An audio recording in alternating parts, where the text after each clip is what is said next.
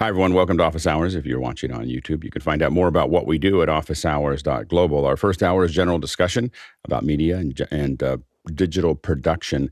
One thing to note is we have a lot of accessibility experts in our first hour session. So if you've got questions about accessibility, go ahead and throw those in to Makana.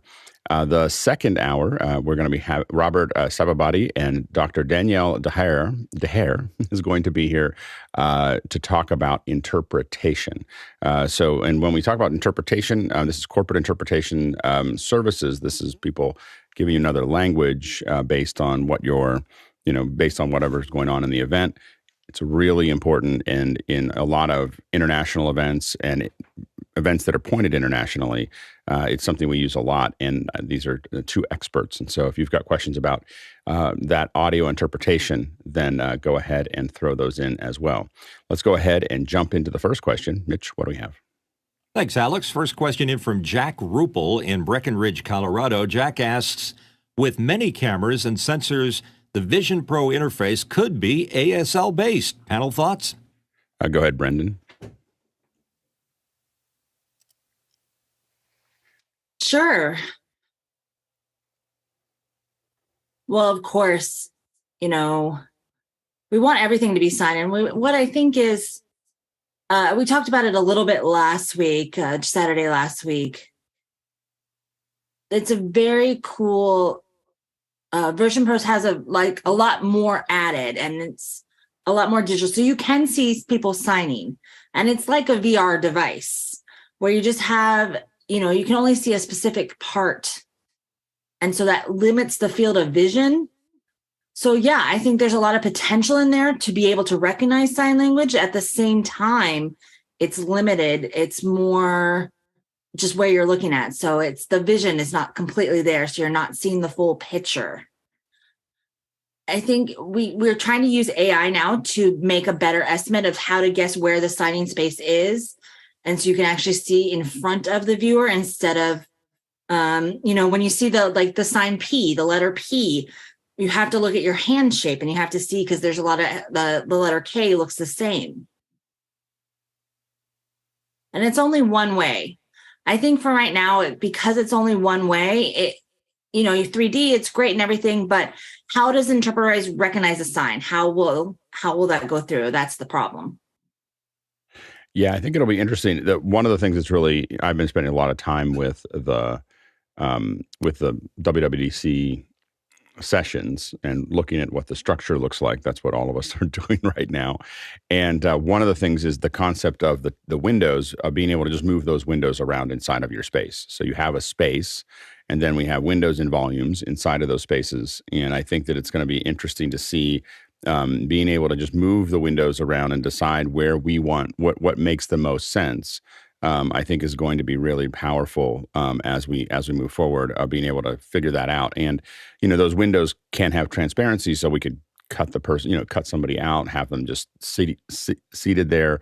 I mean, using the depth information, eventually we're going to be able to, have someone maybe in front of a phone being able to do ASL and then have it brought back in as extra data. I think that one of the things that's going to be really interesting is the interaction between the phone. Yep, exactly. Between the phone and the headsets, because the phones are great delivery devices for the headsets. It's going to be really interesting to see. For instance, I was thinking after last week's show, it's going to be really interesting because I think that the phone within the next two versions will probably have 3D sensors, stereo sensors on the phone. It takes very little if we think about the phone being here like this. If we turn the phone like this already, these two sensors here are already at a distance that could generate stereo. It feels like it's too close together, but the hydrogen from red was, the sensors were half the distance that we see on the current phone. And so if it spreads out a little bit more using computational photography, it should be able to give us a really nice stereo vision. So theoretically, with a phone or with another headset looking at somebody, you could have ASL, in 3D or in stereo, not just a 2D, thing. I don't know if that helps. I guess that would be something that would be a question for Brendan as to whether a 3D would a 3D version of an ASL interpreter make a difference for someone like you? Like, would it make a difference for you? Yeah, for example, like 3D would be very cool in AR. And also, you think about Star Wars, think about the movie Star Wars, and you have Leia sitting there, making that conversation, and they put it in there. If you could put that in the glasses, that would be really cool to have that perspective. And 2D, it's not really there, but sometimes it would help, because if you could get closer to real life, be more realistic, that would be a better context. Instead of 3D instead of 2D. And it'd be a cool factor would be there, but you can still do 2D. 2D still works. 3D would take up more processing, would take up more power. We just have to figure out how that would work. Yep. No, absolutely. It'd be cool for interpreters as well, though. Yeah, it'll be interesting to see, because but then you have to afford the glasses. So that's expensive. Well, I think that, I think that the glasses that some of us will probably try to get a hold of next year are 2 years before the real glasses. Like, these are the glasses that, you have to give to developers to, and for, folks to figure out what the market looks like. And so I don't think that, I think these are just a wide gamma test of the process, just to see, what will be useful, and also give people time to build the apps, so that when there's, I think that, and I do think that, and I worked on a lot of testing for the Oculus headsets, building lots of content for it about almost 10 years ago. And so I think that you have to, there's no way to understand what works until you do it. Like, we would shoot footage and put it on our headset, and then shoot footage and put it on. And it's the only way to know if it's working or not. And you can't, so I think that they had, at some point, Apple had to release something that let people play with it. Yeah. Next question. Next question in from Paul Wallace in Austin, Texas. Paul asks, how do you put together A, YouTube Shorts, and B, the new feature YouTube Podcasts? Go ahead, Jeffrey. I'm going to take the second part first, because that's the easier one. All you have to do, if you've been approved to do podcasts, you will see a podcast tab. And you just have to create a playlist that is also a podcast. You'll give it a thumbnail, and then whatever videos you put in, whether it be a vertical, whether it be a horizontal video, those will, as long as you put it in the playlist, it will show up in the podcast area. As for making the YouTube Shorts, that's a pretty broad question. There's many different ways to do it. Like, for instance, I could take this GoPro Hero 9, turn it this way, and I could make a short. As long as it's a minute long or under a minute, I like to do mine at 59.57. That way that it sneaks under that 1 minute. And because if you go over a minute, then it's considered a regular YouTube video. And with that, you can also do 16 by, I always mess it up, 16 by 9, or is that 9 by 16? 9 by 16, that's yeah. right. 9 by 16, or 4 by 3. So you can do a square or vertical video, and both of them can be considered shorts. Yeah, and we're really thinking about, so we've been mostly on the Apple platform for Michael Krasny's Gray Matter .show, and I think that we're planning to go and put everything, that we moving forward. I tend not to be a historical person, so once I do something, I'm done with it. And so it'll be all the new shows that we put out. We'll probably go into a YouTube channel, and we are going to put them into the podcast. One of the things that we're working on right now is a back-end production process that would allow us to record live. We already have a 16 by 9, but record live a 9 by 16 conversation automatically. So just have it pre-built and just recording out, so that we can then cut it up into shorts theoretically, without having to like reformat it or reassemble it or anything else. It's just a live show that we could just simply just head and tail certain sections to put them out. And we were looking at some of the AI stuff now, that you can just we're going to test just taking the podcast and just throwing it at AI and let it pull out the 9 or 10 things it thinks it's worth, grabbing onto, and then pick the ones. We've had some friends that have done that already, and it's been really successful. so we're kind of surprised by it. So we'll see how that goes. Next question.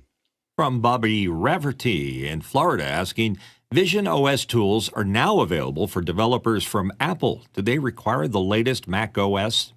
They do. They definitely require the very latest. You might be able to use I don't think you need. I don't know if you need Sonoma. I don't think you do. But you definitely need otherwise the latest and greatest. I do believe that the new Reality Composer Pro will need it. We'll do that, but I'm not 100% sure of it. I haven't jumped into the tools yet. I've just been watching the videos.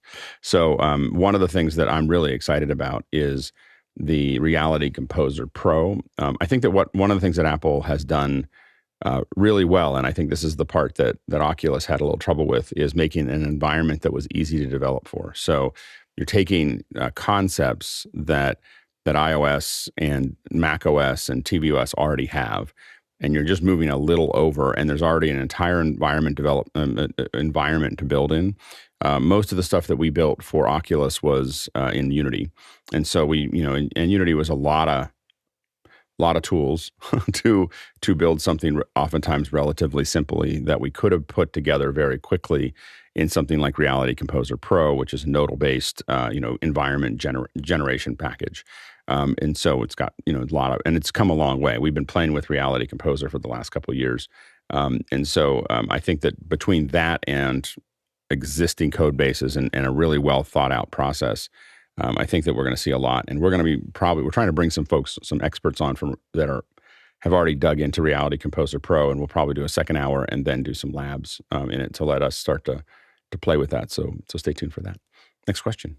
From Paul Wallace in Austin, Texas. Paul asks, compare Unity to Telos VIP and other comm solutions. Cheapest, best? Now we're shifting gears here. We have two Unities. And so there's Unity, the game engine, and Unity, the comm system. And unfortunately for us, both of them exist in our world.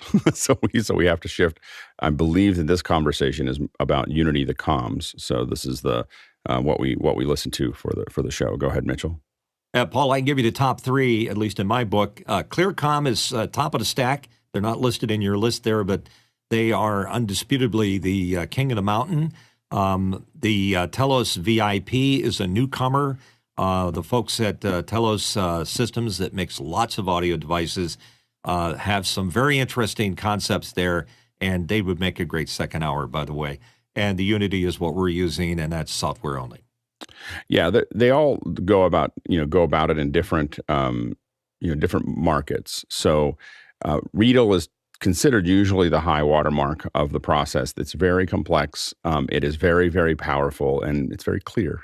so the Readle is something that we see a lot of in the higher end facilities, but it takes a lot to manage. And one of the things, as Mitchell had alluded to, is that ClearComm has really moved forward, and I would say is really challenging Readle a lot because of a lot of technology that was there was a company called HME that was ClearComm was buying equipment from HME or licensing what we call OEM. So they were buying it and repackaging it as their own. HME builds all the headsets for Starbucks and McDonald's and everything else, and there's no margin, and it's all cheap, and it's all everything else. But they had this one wireless system that ClearComm worked with them on, and it made a lot more money per unit than what they were doing with Starbucks. And so HME decided, why don't we just buy ClearComm? so they bought. So suddenly ClearComm, which has been around arguably since the beginning, really, they suddenly got a lot more money, a lot more infrastructure, and a lot more technology injected into them. And what we're seeing every year is that system picking up speed. So like for instance, when we do wireless, if you're doing a really large event, we do see Readle show up. What they call the Bolero system shows up, but it's a really heavy system. It's really complicated. In the north, in most of the West Coast, if I work on a very large event, there's a guy named Chopper, like literally we call him Chopper. I don't know what his real name is. And Chopper manages the Readle system. And so we just know that if there's a Readle system, Chopper is in the building somewhere, like putting this together, because it kind of takes someone that really understands it to make it really work across the entire system. And so and we'll see if we can get Chopper on for a second hour. It'd be really fun to talk to him. He's a great guy. Anyway, so that is, we see that occasionally, but what we mostly see are FreeSpeak. So ClearComm's own wireless is called FreeSpeak, and FreeSpeak 2. These are the two that we see the most. And that's what we rent typically when we put those together. And they're just, they provide what we need, and they're relatively easy to set up, and they tie in with the rest of our systems well, whether we're using Unity or ClearComm or other things. From there, ClearComm has a matrix system, which we've used a lot, and it's got a matrix that can handle things locally, but it can also has cards in it where we can add phones and computers and all kinds of other things on the edge to make that all possible. So it's a pretty in-depth system that allows us to do everything from a phone all the way to panels, as well as the other bits and pieces. And so RTS, by the way, there's one other one called RTS. It does fine. Anytime someone brings an RTS system, you assume that they grew up in a truck. What I mean by that is they grew up not in a truck, like not a box truck or something, or a van by the river, but really a broadcast truck. So the broadcast truck is what all broadcast trucks seem to use RTS. We never see them anywhere else. Except for people who used to work in a truck will come out and use the RTS system. And so we always kind of make decisions really quickly. ClearComm is much more of an event-based headset. And then you have Unity, which is a software-based system, as Mitchell said, and Unity is very inexpensive. It's very limited compared to these other systems. So a lot of people who say, will get excited about Unity, usually it's just because they haven't used the other systems. So we use Unity, and it's very cost-effective, but it's not nearly as robust. We don't have as many PLs. The interface is very limited in how we get around. There's just not as much that you can do on a large event. You can tie a handful of groups together with Unity effectively, but I find that it's pretty difficult to use in complex events. And so that is the breakup. Now, what Paul mentioned here was Telos VIP, and we are going to try to get Telos on. It's really interesting. So what Unity is missing is any hardware. I mean, they have partnerships and people use it. And you can put, we've used it with Dante and lots of other things, but they don't really have dedicated hardware. So Telos is a less expensive solution than ClearComm RTS and Readle, but but it also has hardware, and it also is kind of cloud-based that allows you to organize those things. And so I think it's a really smart move on Telos's part, and we haven't had the opportunity to really play with it very much yet. But I think that they filled a gap, between the higher end hardware and then also software-based ones like Unity. There's a gap that I think Telos filled quite nicely with their hardware. And I think that I don't know how well it's doing. But right before the pandemic started, I actually had a meeting with them about it, and it looked really promising, but it's been now a couple of years. And so hopefully we'll be able to bring them on and have them kind of show us where they are now. Go ahead, Mitchell. Yeah, of the systems you mentioned, Alex, how many of them can be managed remotely? Can Chopper work a job that's in New York when he's in California? You can, but when the systems get so complex that it really is something that when you're if you're in Javits Center or if you're in Moscone, there's a lot of networking. There's people to talk to. There's people actually have headsets and they have panels. So the person like Chopper is running around and he's he's making sure that panel works, because what a panel looks like is it can be like a little little belt pack will have maybe 4 buttons on it. A panel will have anywhere from 12 to I think as many as 48 buttons on it, on the front of it. And so those buttons are all either directs, I can talk directly to Mitchell, or PLs that I can talk to groups. With PLs are party lines. So these are, I can talk to, but I can have any combination of those on the front of that. And it's either a 1U, 2U, or a desktop device. But each one of them has to work. And so it's usually not a person. If you see someone like Chopper on there, there's a small team that's putting these together. They're setting them down on everybody's desk. They're checking them. They're jumping in, making sure that, and people will say, oh, I don't really want this PL on this button. I need it over here, and I need this button over here. And someone's calling and saying, hey, move this to button 3. And for for the kind of events that these are used on, sometimes we're setting up for 2 weeks. So it's there. They start running around about 4 or 5 days before there's load in, and there's all kinds of stuff that everybody's on walkie talkies because there isn't anything wired.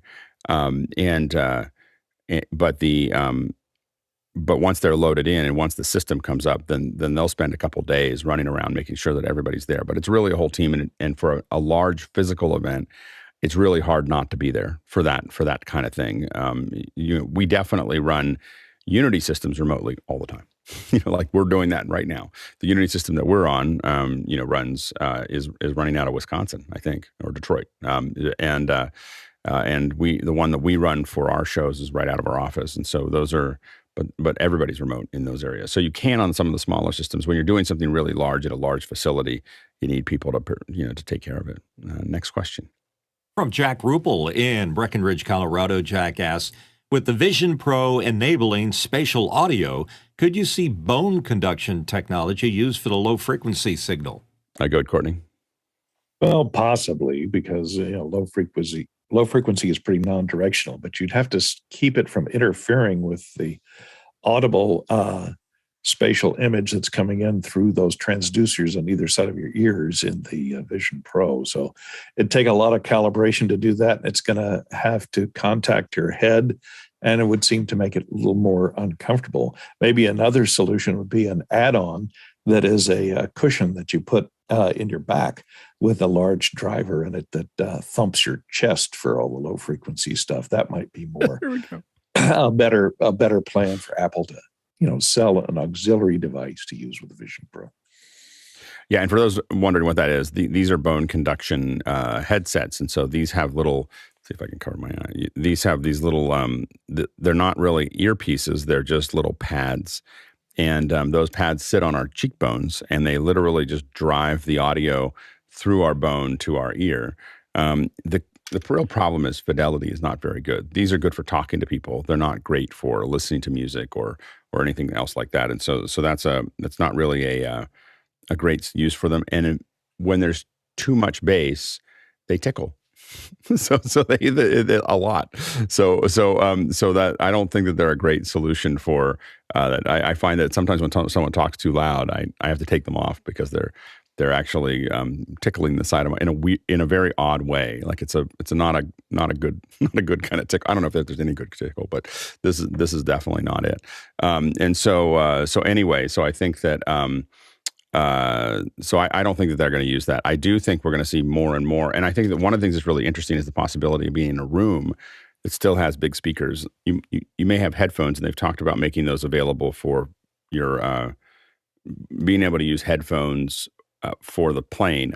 I didn't notice they didn't show using the Apple Extremes, the AirPod Extremes, because I think it might have made it look too much like a helmet. But that's definitely the way I would use it if I can. Is to if I'm on a plane, I want the big headset. I'm really okay with a helmet. Like I just think that just pulling down a helmet, just kind of going total Boba Fett would totally work for me as far as a headset. I feel like that maybe they'll go there with the Pro or just call it the Vision Boba Fett. I think that would be great. So if you have questions, you'll notice that we answer the questions when there's not as many questions as most mornings. We answer the questions in a lot of detail. So if you have questions for us in this first hour, it can be about accessibility. We've got a lot of great accessibility experts here in the panel, or about media and digital media production in general. You can go ahead and throw those into the question system right now, and make sure to vote on them so we know what order you'd like us to answer them in. Let's go to the next question. Another great question from Morgan Price in Victoria, British Columbia, Canada. Morgan asks, can you share advantages to not doing shared screen keynote presentations in Teams and Zoom, and instead running it through your camera feed, maybe through ATEM? I'm too worried about how resolution of my video and other meetings to do this. I'll go ahead, Jeffrey. Yeah, low resolution from somebody else's camera is always a problem. And then when they show something like their desktop, it's tough. My rule of thumb is if I don't control the meeting, if I don't control the start of the meeting, if it's not through my profile, then I give them a disclaimer. This is what could happen if you start sharing your screen with anybody else. So if you have to deal with somebody else's Teams instance, then put out that disclaimer if you can do it, because if you control the Teams experience, you can change the settings for the best options for that experience.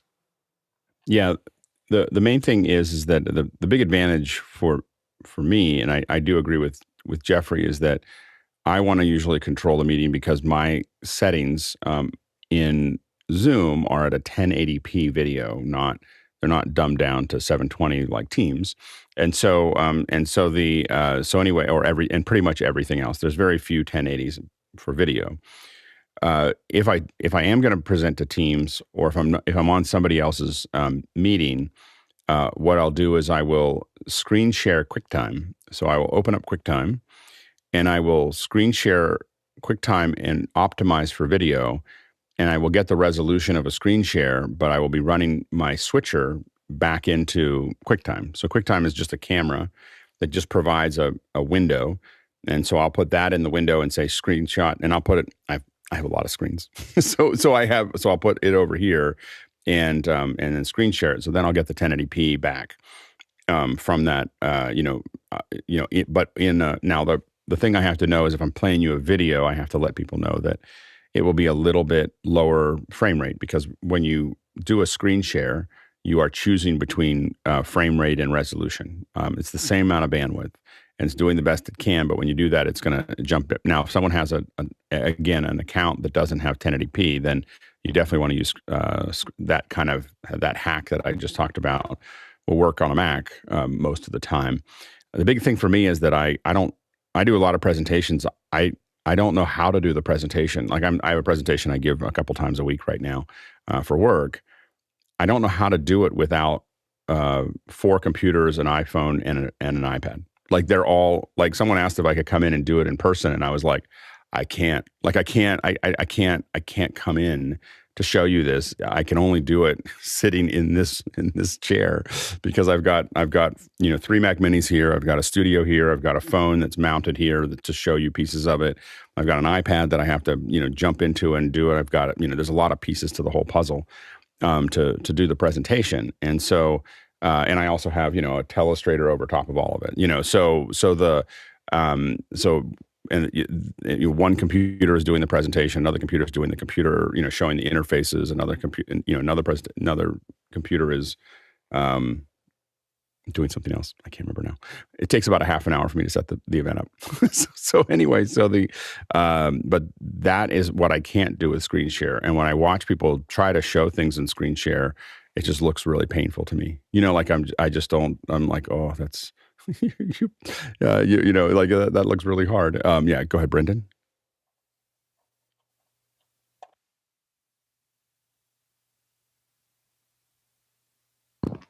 Right. And for accessibility, as far as the deaf community, what I prefer to do is have a stream manager for presentations, because, well, number one, I'm deaf, and looking at all those screens would just be crazy for me.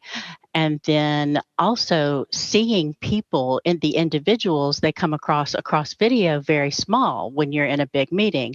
So I have one computer, and then I have that also.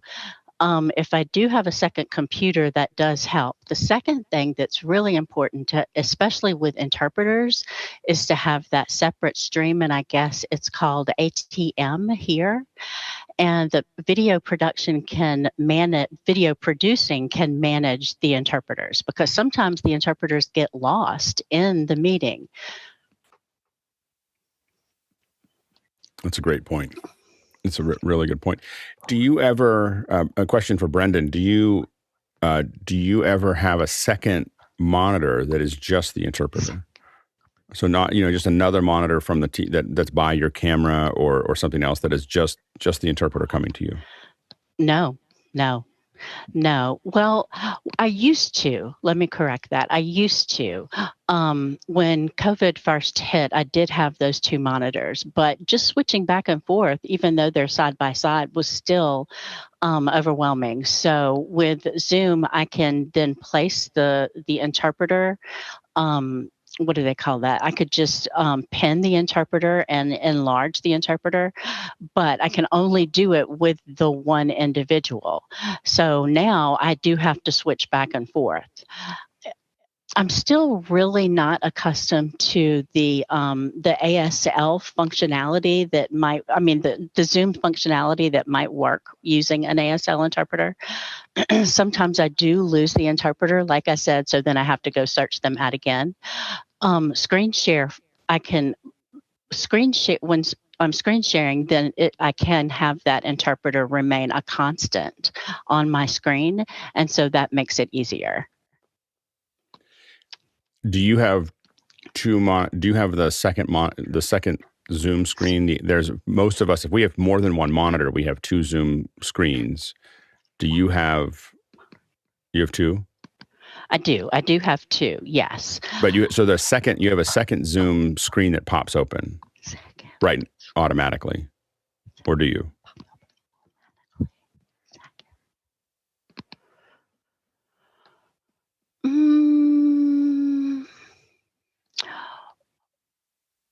Like if I have dual monitors, then yes, but there's always the issue with the interpreter and keeping the interpreter in the window. The reason I ask is that if we, I'm thinking how we can make our show better for you. If we had a way to send to a certain feed that's always going to be the active interpreter for you, you could pin on that screen, and it would always be the right one. It would that screen would always be the one that you need. You would never have to go back and look. So we will work on that. So we'll see if we can figure that out. Yeah, and I can send you my ideas as well. We have, I have done production on several events, and Meta has a lot of the special, unique things that they do that I have learned. So I will definitely send you. And thank you so much for your efforts. Yeah, what we're really excited about here is the idea to use these 8 sessions or 7 sessions to innovate, to figure out what is the best way to do this. Not what can we do right now, but like really what could we keep on adding to the system to make it better. It's rare for us to get to do 8 of these in a row, and so that's something that we're excited about, in a way that when there's big budgets, we can't experiment. So when it's a $250,000 budget or $500,000 budget, we just have to get it done. But here we can play a little bit and try to figure out better ways to do things. So we're really excited. So thank you for I'm thinking about that. So next question. Next one in from Vincent Alvarez in Bellingham, Washington. How should I teach a novice to address their new Shure MV7 microphone on a low slung arm for Zoom? Talk down the tube, talk past it to the side, what angle to position it, distance away from the mouth. I don't want to overwhelm them too. Go ahead, Jeffrey. My rule of thumb is always say, have the microphone point to the corner of your mouth, at least a fist different distance, and get it as close as possible. I have this overslung right now, but with my underslung down in the other studio, I do the same thing, and that will keep from any type of plosives, because if you talk directly into this microphone without any conditioning to it, you will get plosives. Good, Courtney. Yeah, I'd suggest at least 3 to 4 inches away, not as close as possible, because I see people on podcasts all the time with the MV7 that are talking right in here, and it becomes very annoying.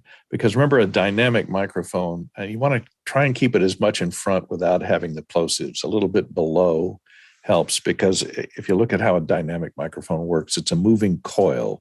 So the sound waves come in here and have to move that coil. That coil only moves in one direction. which is back and forth over the top of a cylindrical magnet. So the strongest sound comes in from basically perpendicular to that coil or along the same axis as the coil. So the more you can move that directly in front of the axis without causing pops into the microphone with plosives, the louder the sound is going to be. But you don't want to get too close, because then you can start popping, and then you'll be too loud for that dynamic microphone if you're right on top of it. Good, Mitchell. Yeah, all great advice. And just for a little background, my AKG in front of me is a side address, so I have to have the side slightly off axis. But the MV7 is a top address, which is good because if you hang it like Jeffrey has, he can put it on an angle and get the side shot there, or it can be pointed straight down.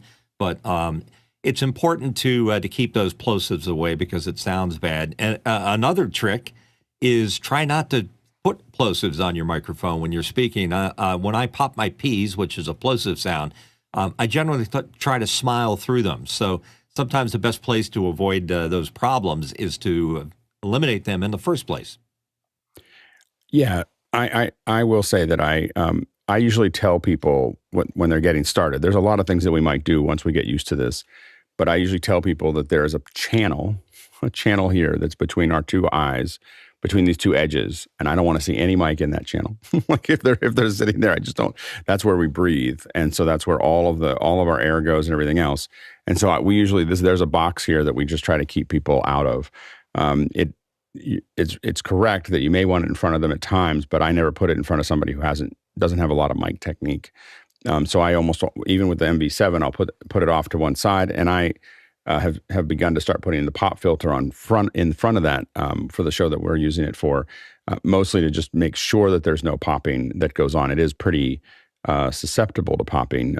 It does fall off relatively quickly. So I would say 3 or 4 inches is the maximum distance from somebody. And you also want to look at what kind of preamp you're using. We've noticed we moved from my Scorpio to a X32. The X32 gain on the inputs is not enough. So for those mics, and so we're going to either switch mics, or we're going to we'll change the mics or put a preamp ahead of it to give it a little more gain before it gets in. We're not going to use a cloud lifter, in case you're wondering. Next question. Go to Mitchell. Mitchell, go ahead. I just wanted to say quickly, also, it depends on what kind of a presentation you want. Podcaster generally like the mic in the shot, and then you have to do everything that everybody was telling you. For people that like the mic out of the shot, you obey the rules that Alex just mentioned, and you're less likely to have pops, just like I have it. I don't have my mic in the shot. Yeah, I like to hear it well, so I keep the mic in the shot. I care about that. So I think it sounds better. Next question. Morgan Price from Victoria, British Columbia, Canada. Little known but helpful Apple Keynote fact. You can present in a window and show presenter notes. Hover over the top of the presentation window, and there's a little button on the top right to show presenter display. Morgan this came from another conversation, because one of the reasons I don't use that, I said I wasn't using the presenter window. So Keynote has, during COVID, Apple added to Keynote present to a window so that people could use it more easily use it inside of Zoom. I mean, typically, or any other presentation or any other video conferencing. But the problem is that it doesn't automatically give me another window. And for those of us who do a lot of presentations, having that extra window that shows me the next slide, has slide notes, has a lot of other things there, really important to me. And so I need that window up. And I couldn't, so I wouldn't, I literally bought another computer so that I could run my presentations into my switcher, because I needed to be able to do 2 monitors and have that up there. So it's, and I do a lot of presentations, and so it's important. That's why my system is so complicated. And so, but I couldn't, the window, this is important. I had no idea that I could actually pull out presenter notes. So I'm going to definitely check that out, probably before the end of the show.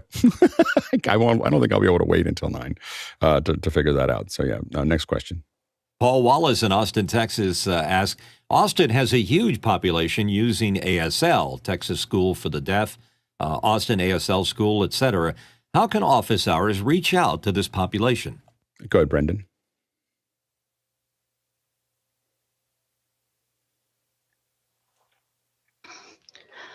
Well, hello there, Austin. Yeah, Austin is 3 hours from me, and I go regularly.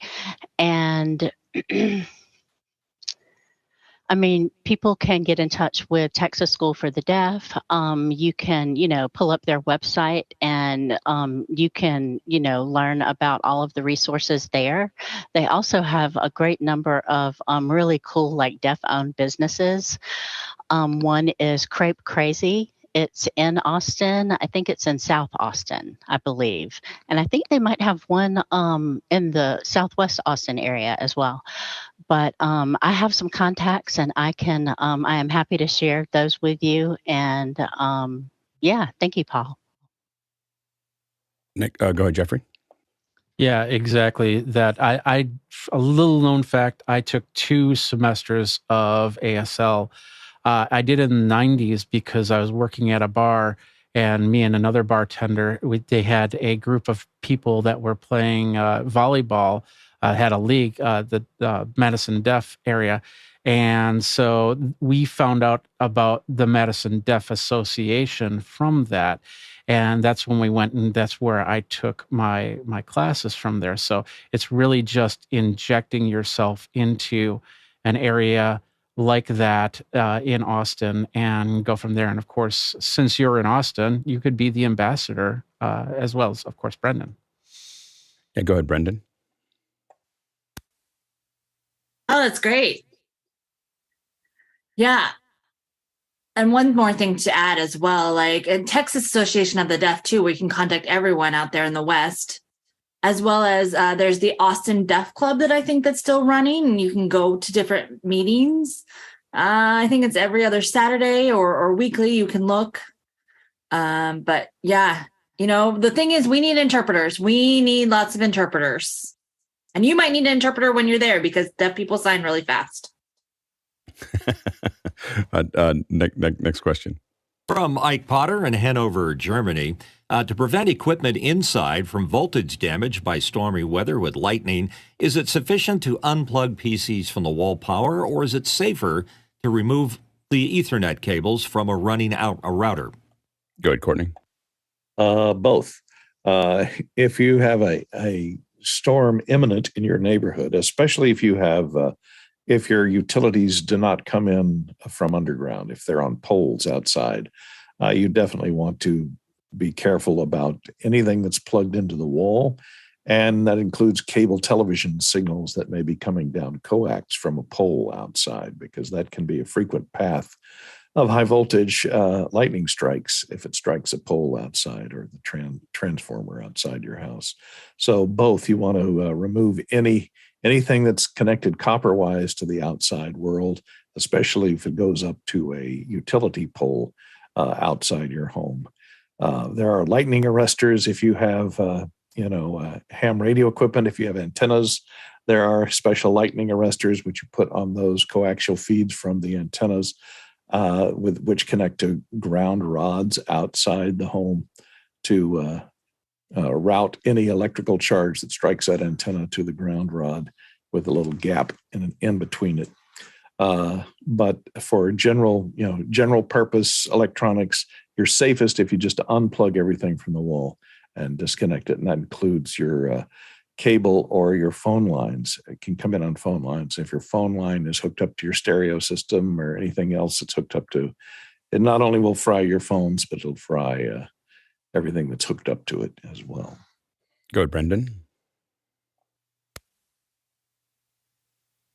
Yeah, my tech tip as a technician for many, many, many, many years is, I know in the back we're like, oh gosh, got to unplug everything, got to get everything done. But it's more, it's how you run your house too. Like, I don't unplug everything. I leave things. And I live in Texas. We get severe lightning storms all the time, and I've never had anything break. So the Brex, it's great. It's if might be paranoid and this is expensive equipment. Yes, unplug things. Just to be aware of, but what's going on, the lightning might go here, lightning might go there, that's fine. But for me, it's never happened. I have had never seen happen. Everything's on 100% running. Nothing's been broken. So that's just, I'm fine with not unplugging things. Go ahead, Robert. Just to Courtney's point there, Courtney's emphasized that you unplug at the wall. And why he emphasized that, I can imagine, is that if you leave the cable plugged into the wall socket and you leave the cable running through the room, you can get a charge that's dissipated within the room itself, and that becomes very dangerous. So unplugging at the wall is the key to resolving this issue. Next question. Next question in from Robert Cutshaw in Atlanta, Georgia, asking, are you using 5.1 audio now in your office and studio? And if so, how are you integrating it? Go ahead, Courtney. Well, my office is in my living room, so I do have 7.1 hooked up to my 65-inch television set there, and I have JBL monitors. I don't know if you can see one. There's one behind me on either side, and there's other JBL monitors in the front on left and right. And to tell you the truth, I also have a sound bar on my TV. So when I'm watching TV with a 5.1 or 7.1 signal, if it's a concert or something, I'll turn it on and enjoy it in, surround. But if it's just general television programming, your standard, sitcom or something, I'll just listen to it on the sound bar, and I won't crank up the stereo very much. So I don't use it as much as I probably should.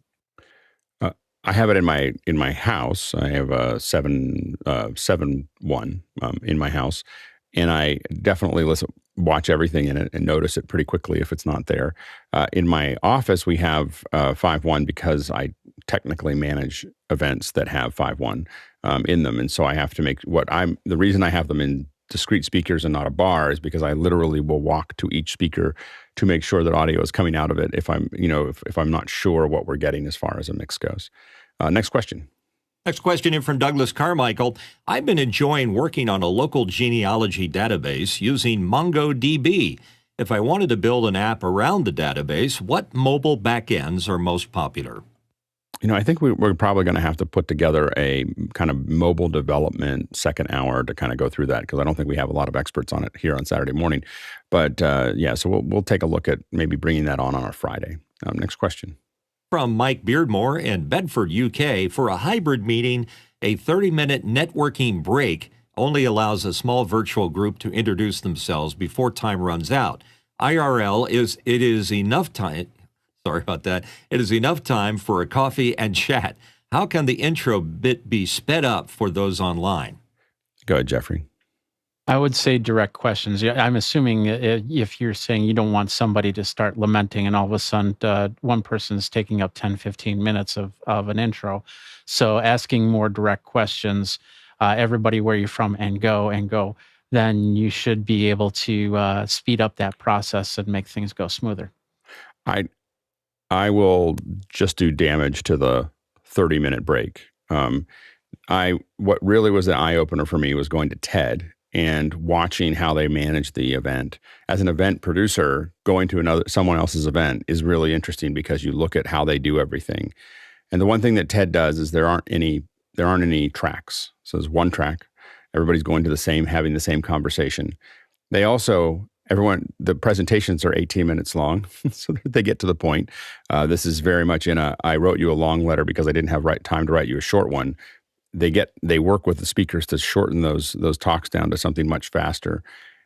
The next thing they do is they spend an hour and a half or 2 hours between every set of sessions. So they'll have 4 sessions, and then there'll be this long break. And why do you have a long break? Is because everyone saw the same sessions and they have lots to talk about with each other. It is far, far more effective than everything else that I've ever seen in a live event. And I think it works in virtual as well.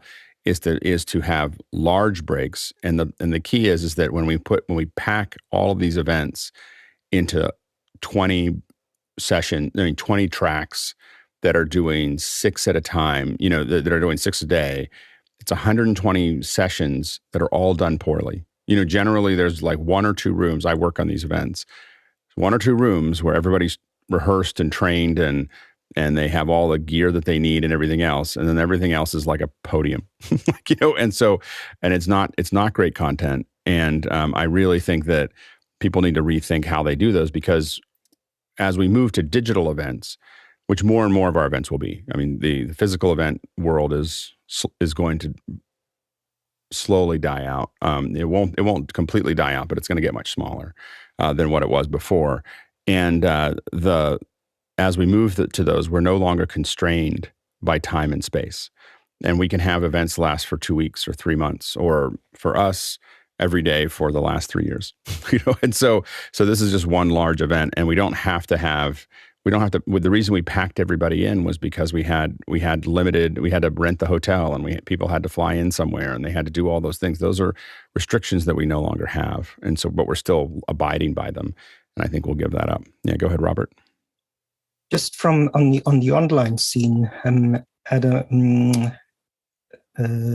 we saw Zoom Cuts and Zoom and Mac shortcuts recently, and they showed a really cool way of setting up a literal 30-second intro that went through the whole of the gallery view in Zoom so that people could introduce themselves, and they literally had 30 seconds to do that. And that's a very good way, because it's mechanical and you get cut off and move, and the screen switches to the next person. I'll keep coming back to, I think that we're trying to take physical events and fit them into virtual events. So we're trying to take what we used to know. We're trying to take what we know about how to play football and move it to swimming. And we keep on trying to move football into the pool. And the thing is that all of these things can be done more effectively in other ways. People put them in there and they go, oh, this doesn't work very well.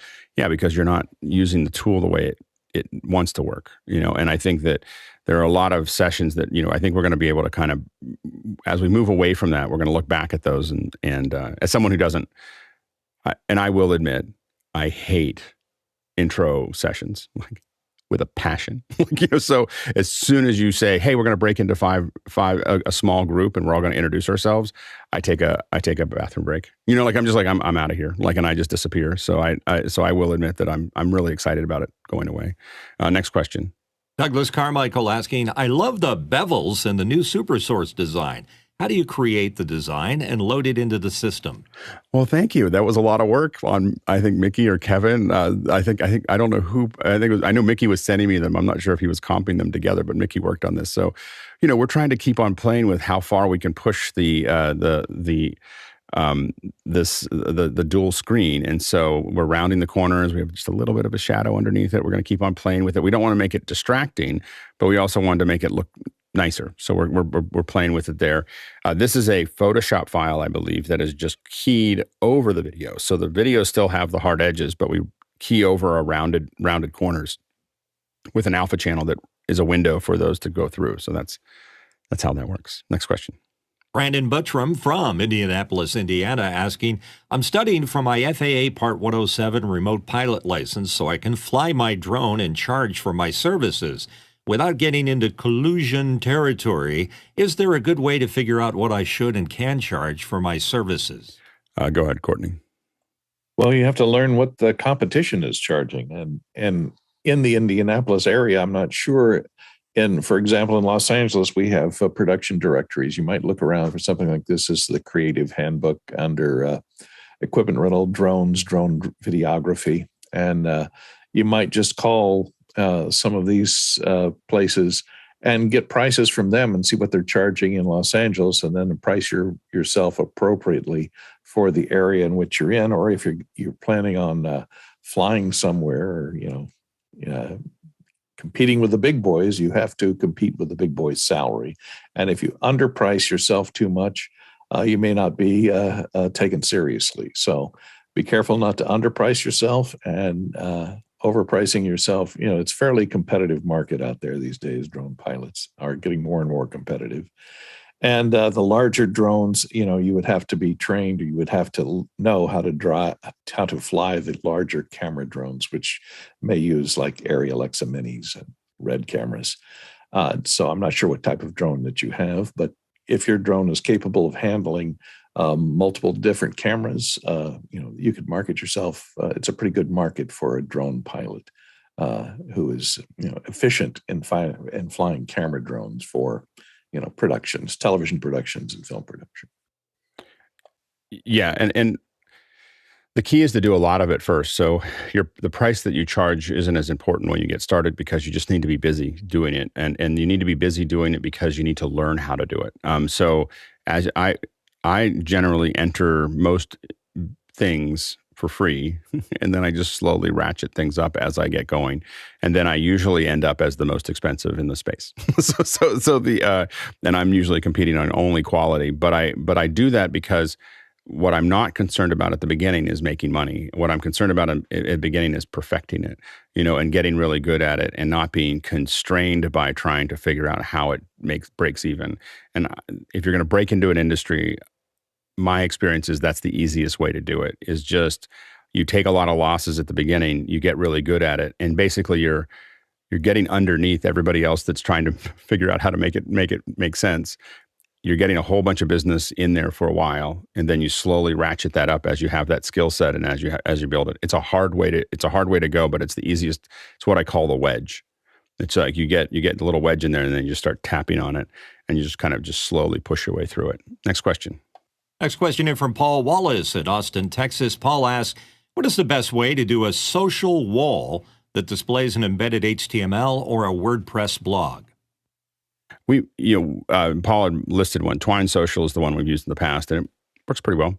I find them to be not very useful. I think the people put them up. One of the things we have to really separate is what do the attendees think is cool versus what do the event designers think is cool? And oftentimes there's two very different things. The event designers do things that entertain them because they do them all the time and they're bored, and the attendees show up, and you really want to think about what is going to be great for the attendees. I don't know if the walls make any difference for the attendees. Next question. Mike Beardmore, Bedford, UK.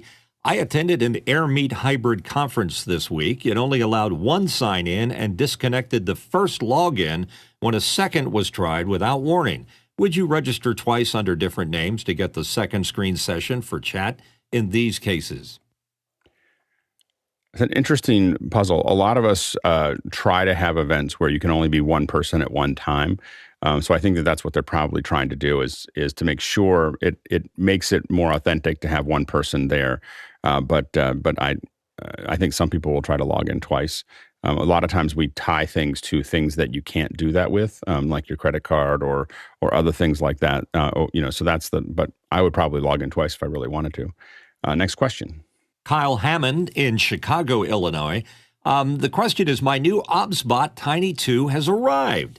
What type of chart is needed to do a head-to-head to head test of the Insta360 OBSBOT 2? I would take a look at look for a focus chart. That'd be probably the first thing I would do. There's focus and detail charts that you can find on the internet, and just print one out, and that will probably be the first step of that. And then otherwise, I would probably start with some images. Let's go to the next question. We're running out of time. Next one, Marty in Roseville asking, I'm using a Yeti Blue mic for a new podcast. Does the room size matter for the best quality of sound that is recorded in a Zoom recording? Go ahead, Mitchell. I would say that the room treatment matters the most, because no matter how big or small it is, if you treat it, you're eliminating the biggest problem right there at the source. Next question. Next question coming in from Jack Rupel in Breckenridge, Colorado. As electric cars become more common during charge time, do you think that Apple CarPlay could be extended for content consumption and content creation while waiting for your car to charge? It could be. I think that a lot of the car companies seem to be pushing against Apple, and I think it's probably because the rumors that Apple Car is getting closer to the surface, and they don't want to be the same as the Apple Car.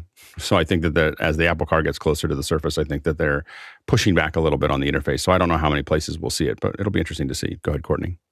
Yeah, and a lot of those apps limit interactivity because they don't want you using it while you're driving. Obviously, it can, of course, sense when you're parked and enable that. But I don't see a lot of use for it, really. It's a very narrow use. What's amazing is when you go to another country, there's the taxi drivers, everything else. They're watching soap operas on their taxi. It's an amazing. Like we worry about it a lot, and you go to Brazil, and it's just screens everywhere. Next question. Matt Parker in Sarasota, Florida. Is there a tool that can make live or manual adjustments to a Mac's display color profile so the output can be lined up on a scope? The goal is recording in an ATEM. Yeah, you want look at Spider. Spider Elite is what you're looking for. It will measure your monitor. So you hang it down there and you turn it on and it'll tie it up. And what you do is you run it through the switcher to the monitor and then put it there, and then it'll correct for the switcher. All right, we are changing subjects and talking about interpretation today. We're pretty excited to have some real experts here.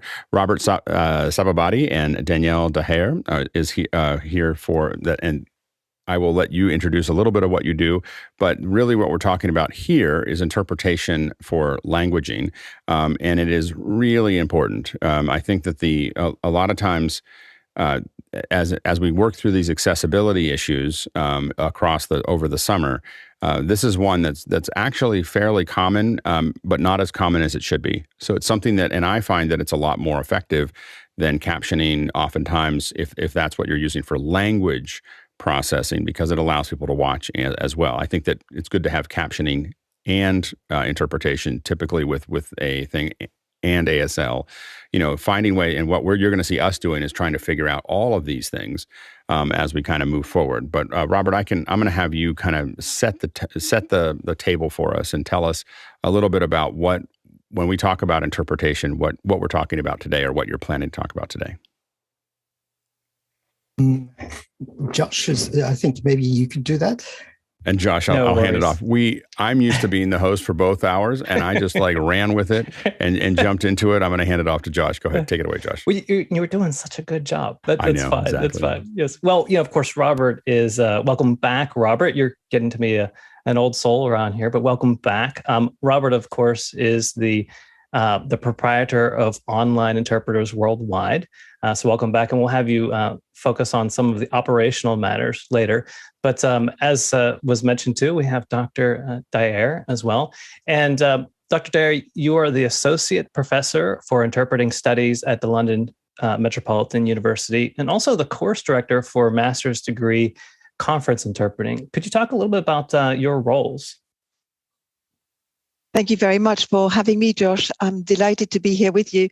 Well, first of all, no matter what your title is, you teach at university. And my main work is to train conference interpreters as well as public service interpreters, more commonly called community interpreters in the States, actually. So I designed the curriculum and I designed the training programs for conference interpreters and public service interpreters. And I align these programs with the needs of the industry. So the two are closely connected. Fantastic. And the other handle that you have is the Head of Business Engagement. Can you explain that a little bit? Absolutely. Thank you. Well, I try to connect the needs of the industry with what we do. And because we are quite experts in our field, companies contact us and try to figure out, how we could help them, either by providing interpretation services or simply advising them on organizing multilingual support for their meetings and their events. And that was actually quite relevant during the COVID period with Zoom interpretation. Fantastic. Now, I think this is something that all of us can empathize with, the need to be able to have accessibility through language interpretation. And I know that you at least need to know 2 languages to be an interpreter, but I'm thinking there's probably more to it. Is that so, Dr. Daher? Yes, that's right. Many people believe that if you speak a little bit of languages or, 1 or 2, you can easily repeat what you've heard. It's very simple. Just repeat, in what you've heard in another language. But actually, interpreters are trained professionals. They are linguists, and they continuously work on their languages. They have a number of languages which are organized, and I'll talk about this a little bit later on. But some people think that, because you've got 2 hands, you can play the piano. Well, it's a little bit like, if you speak more than 1 language, you could interpret. That's not true at all. You've got to be a trained professional before you can interpret. Fantastic. I'm sure you can go into that a little bit more, but can we talk a little bit about the professional model for someone that is an interpreter? How is that business model handled? So interpreters are organized in different categories. I've mentioned already conference interpreters and public service interpreters, and we work quite differently. So if you are a conference interpreter, your languages are organized with an ABC classification. So the A language is your mother tongue. Usually you interpret into your A language. I interpret into French, for example. Then the B language is a language you're quite good at. It's an active language, and you could also interpret into your B language. And for me, that would be English. But, if you ask me to speak Spanish or Italian, I am not such a good speaker of the two languages, but I understand them quite well. So I can interpret from Spanish or Italian into French. So they are my passive languages. So we work with active and passive languages. For public service interpreters, we tend to work with two languages, and we go both ways all the time. So it's a little bit different. As I've mentioned, we continuously update the language, but also the culture. French, for example, is spoken in France, but also in Luxembourg, in Belgium, in Quebec. And you've got to be up to date with the culture, with politics, with current affairs of this country. So yes, it's quite a lot of hard work, which is continuous. Yes, thank you for that information. So maybe we can talk a little bit about the different roles that interpreters will play, the different clients and environments that they'll be working in. Yes, absolutely. Well, interpreters could be in so many different settings. You could interpret for migrants, for example. So migrants arriving at the border, asking for asylum, they would need an interpreter. Usually they don't speak the language. So that's one huge category, interpreting at the port of entry of a country and having access to, to a person who speaks the language and who can give you a little bit more information about the asylum process, for example. You can also interpret in the medical field. Let's imagine you go on holiday and you break your leg, you have to go to a hospital and you don't speak the language. And what about the medical care? So somebody needs to help you there. And medical interpreters could be on site, but they could also be online, even on the telephone. There is also another category of interpretation, which is quite relevant, and it's interpreting for refugees. So again, when you are a refugee in a country, you do need to access lots of different services, for example, housing, education, employment, school, and you do need to have an interpreter who can give you access to these services so that you can feel that you're integrating this new society, this new country, and you can have access to your rights. So that's quite important. So these migrants, medical refugees, again, these are more public service interpreters. And in London alone, for example, in the UK, you need to know that the London Met Police uses interpreters for about 350 languages alone. So you can see it's quite complex. Then you've got conference interpreters, and conference interpreters interpret for conferences, meetings, typically for international organizations such as the United Nations, NATO, the European Commission, or the Parliament, for example, or conferences on the private sector. And there it's quite different. You interpret in a booth and you interpret in a team. You've got colleagues with you. Whereas if you interpret for migrants or in a medical setting, you are by yourself.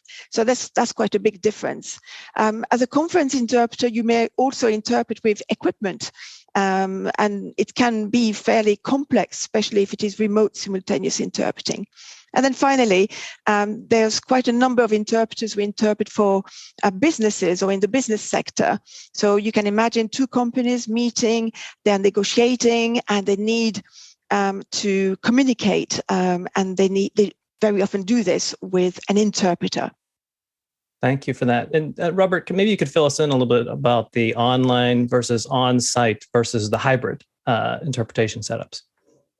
And traditionally in the on-site interpretation, you'd have interpretation booth, a specialized dedicated system for the interpreters, usually 2 interpreters per booth. So that would be 1 language combination. And you can have X amount of booths for the different language combinations that you require. And the audio signals will be sent out and sent out to a system where the attendees can take headsets, choose the channel, in other words, the language that they want to listen to, and just switch and flip between them. What's important for corporate type events is that the headsets for corporate events are usually infrared based, so that they don't get outside of the room in which they're contained, just for security reasons and to keep the information inside the room. But for a general conference, you'll have Wi-Fi type based systems, and they're much easier and more available to use. When it comes to online systems, there are 2 categories of online systems. One is the typical video conference system that we have in large corporate organizations. So we're talking about Zoom, WebEx, MS Teams.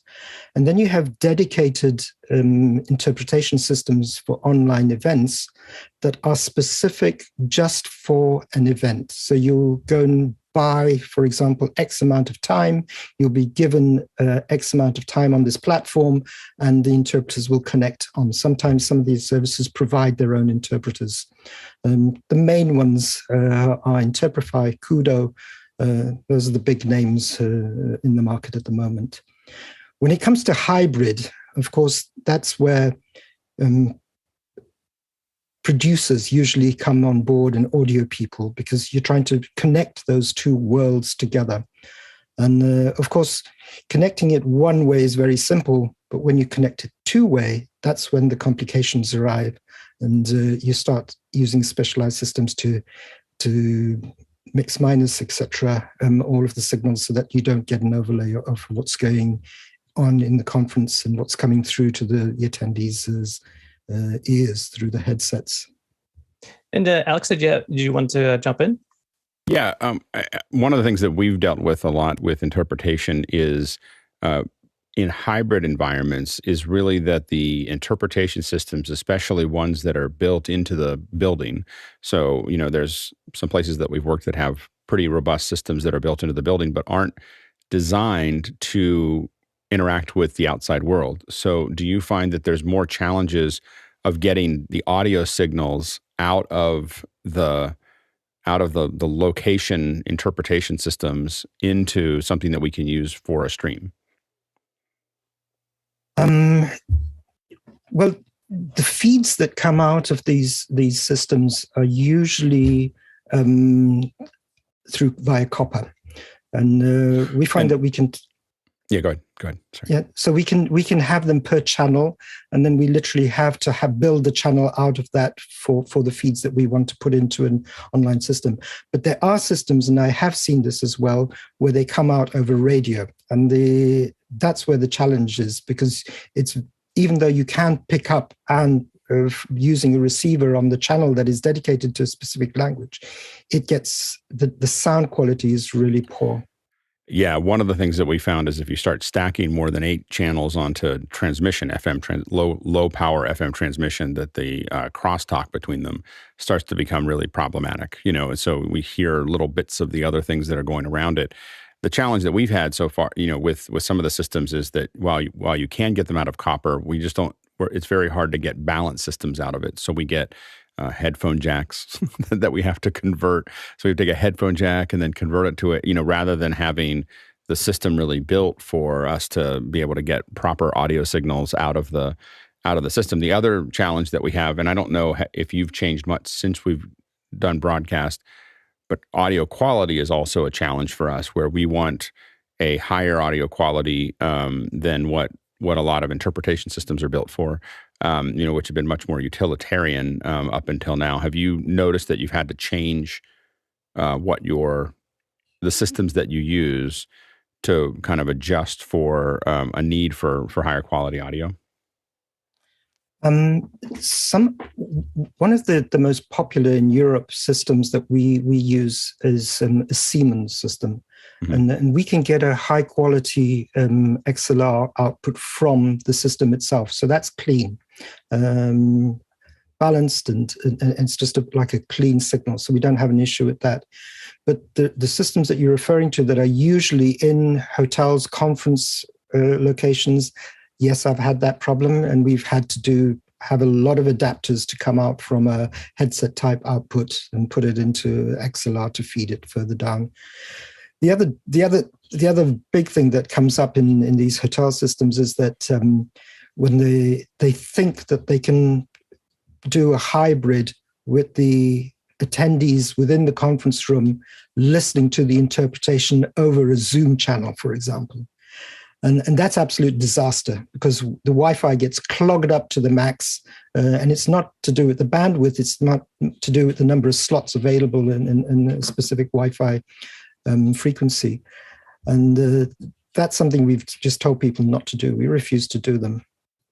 And are you, to manage that, are you taking a interpreter signal that, let's say the interpreter is remote, are you bringing that signal in as one signal and then distributing it out to everyone via, whether it's infrared or RF, or is that how you're managing that as a separate stream? Yes and no. It depends on the scenario, because we do have conferences where in interpretation, we refer to the main language that is being spoken in the conference as the floor language.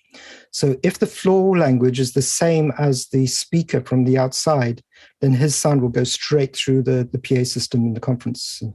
If, on the other hand, the conference floor language, if the main language of the conference is, for example, English, and we have a Polish speaker, we will sometimes bring the Polish interpreter feed into the conference room over the PA system and have headsets available for the English speakers, for the Polish speakers, if they want to listen to the original sound.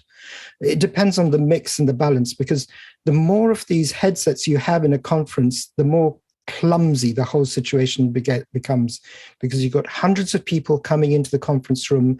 Each one is picking up a headset. Each one is asking you, how do I switch it on? How do I switch it off? What's happened to mine? And the service that is required to maintain that system going throughout the conference is also an overhead that becomes quite, not so expensive, but cumbersome for a lot of the attendees. Do you do, question, do you do much with cell phones, like just sending it to their cell phone? Are there many software and that works to just let them choose what channel they want on their cell phone and be able to listen to it that way? We've kept away from that, Alex. Once again, we're coming back to either it blocks at the Wi-Fi level or it blocks at the nearest point of access into the LTE network. You just got too high a concentration of devices in one location. Yeah, and as speaking with the two of you, it's become very evident that there's a certain amount of complexity that has to deal with the whole situation of providing interpretation. Of course, there's the skills of the interpreter themselves, but it's also the arrangement that we're using too. Maybe we could speak a little bit about the teamwork that's used in interpretation. Dr. Dyer, would you like to comment on that? Thank you. Yes, when we work in a conference, we work in a team, and in a booth there is usually 2 to 3 interpreters depending on the length of the meeting, and we collaborate. So when we're on site, that's quite easy. We can write numbers for each other or any information that could relieve our cognitive load. So we could indicate a paragraph, a chapter, page number, so that's quite easy. But when we are online, then this becomes very difficult. If we are using a platform, we are at home, for example, as I am now, and we need to have another channel where we can see our colleague and, and try to communicate. So to help each other, but also to take turns. As an interpreter, you can only concentrate for 20 to 30 minutes maximum when you're doing simultaneous interpretation. After that, the quality of the interpretation deteriorates. And so this is why we swap. And so how can you swap if you don't hear your colleague on the other channel, or if you don't see the colleague? So we've used very DIY solutions at the beginning, with a WhatsApp video, for example, and just using our finger like that, just saying, swapping, or sometimes it was simply something on written, for example, that was live. But the delay sometimes is a problem, because what is really happening in real life and what you receive and then what you say to your colleague, there could be a few seconds of delay, and that's not always easy. There is actually a platform I'd like to mention, which is called Capisco, and Capisco actually is a platform where you can see your colleague and you work exactly as if you were in the booth. That's one of the platforms I really enjoy working with. So yes, the team function is absolutely essential. There's also another slight issue when we work online, is that if your internet connection drops all of a sudden, if you're at home and suddenly you're kicked out of the meeting, then the other colleague needs to know straight away to provide the interpretation. And during COVID, and even now, these things still happen from time to time. And Robert, would you like to add to that team functionally as well? Yeah. I think we need in our minds to differentiate between a produced meeting like this one, where everyone is in a room and can see each other from the production side and the studio side, from a online conference meeting where we have that limitation of not having a back channel. It's just a video conferencing system like Zoom, MS Teams, an ordinary meeting or a webinar. And that's where these additional back channels are required, because these systems have not developed the interpreter interface to the level that systems like Danielle referred to, Capizio, Kudo, or Interprify, that are dedicated, built for interpreters, for interpreting, as opposed to conferencing systems that are built for presenters and attendees with an interpreting function.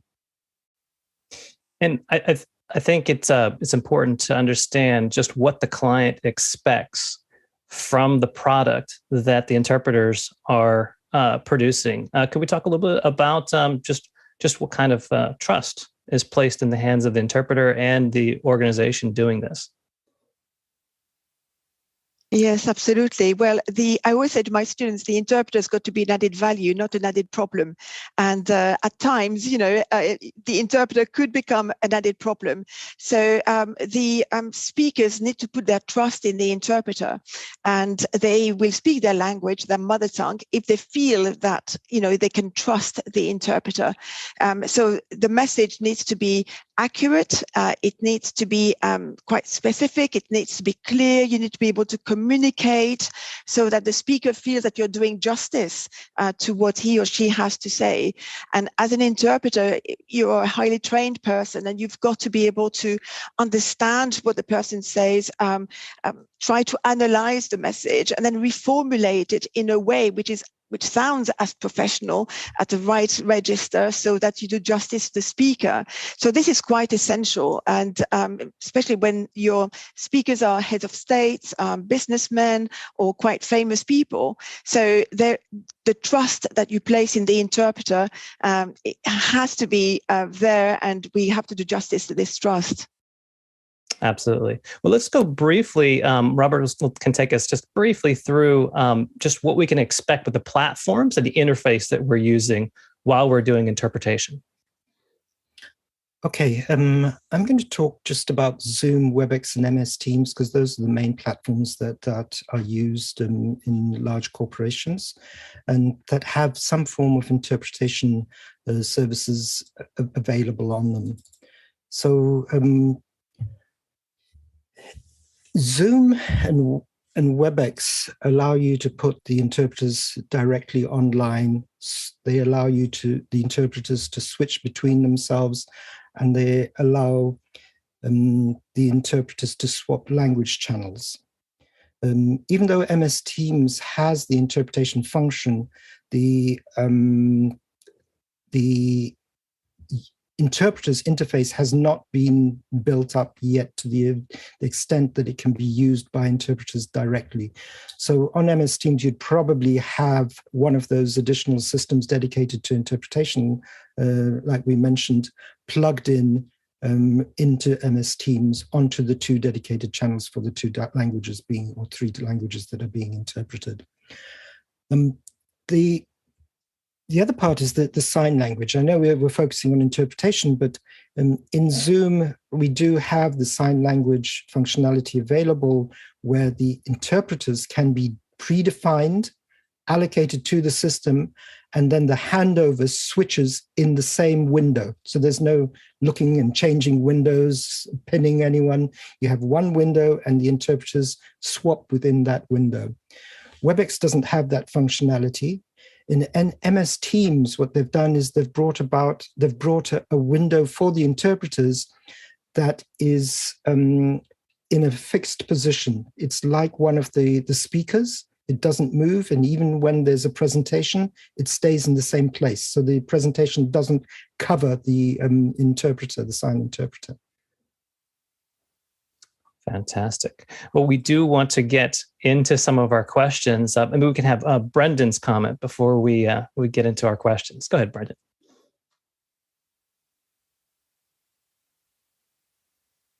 Yes, I'll just keep this short. And also, thank you for adding the ASL interpreters as well, and the pros and cons of that. On Google Meets, that's one of the issues. You can't have that frozen position for the interpreter.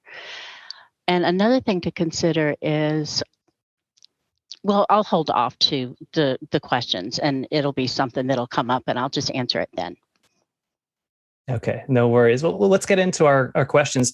And just to let you know, we will be going through these questions. So feel free to put your questions into Mukana that are tagged for our second hour discussion. What's our first question?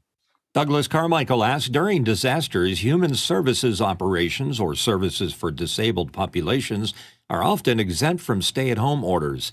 If our seamless interpretation were integrated into a conferencing platform, could more services become digital first? I think that would definitely aid toward towards the promotion of these services. And any of our guests, if you'd like to jump in, go ahead, Robert. I can talk, because I'm in Poland, about what happened when when Ukraine was invaded by Russia. When there were a lot of refugees coming across the border into Poland. What they did then is they set up a permanent Zoom meeting, and with literally hundreds of breakout rooms, and the people would come into the main meeting and be moved to a breakout room where they'd have an interpreter and be able to speak to the person they wanted to speak with. There were interviews in there, and then they would be moved out of the meeting after that. That worked pretty efficiently, because obviously the Ukrainians had their Zoom in the language that they knew, so they could move around. What was tricky was being in the main room and just addressing the needs, the flow of the people coming in and moving them to the right room. There was no real good tool that was used, because they were using a standard Zoom meeting for that. Thank you. And Dr. Dare, anything to add? Not specifically. I think that Robert answered the question very well. Thank you. Okay, let's go to our next question. And it's from Morgan Price in Victoria, British Columbia, Canada. What are some of the requirements we should think about to who to spotlight or pin for interpreter or scaling size of speakers in small, medium Zoom meetings instead of large events? Thinking our size group, we can use Zoom ISO. All right. Brendan, go ahead.